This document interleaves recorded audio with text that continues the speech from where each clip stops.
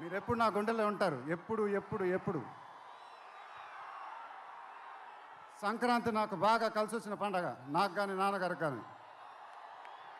మా సినిమా సంక్రాంతికి రిలీజ్ అయితే అది బ్లాక్ బస్టరే.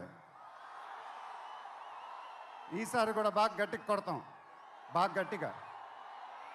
కానీ ఈసారి ఎందుకో కొంచెం కొత్తగా ఉంది, ఎందుకంటే నాన్నగారు మన మధ్యన లేరు, అందువల్లేమో.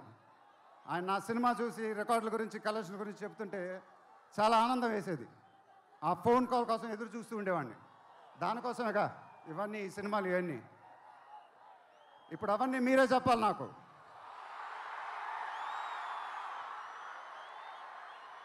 ఇక నుంచి మీరే నాకు అమ్మ,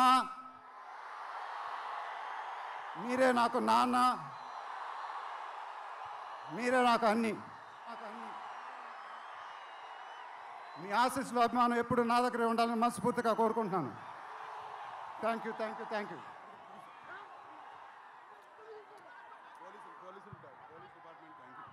తర్వాత ఈ ఫంక్షన్ జరిగినందుకు ఆంధ్రప్రదేశ్ గవర్నమెంట్కి, పోలీస్ డిపార్ట్మెంట్కి మనస్ఫూర్తిగా కృతజ్ఞతలు చెప్పుకుంటున్నాను.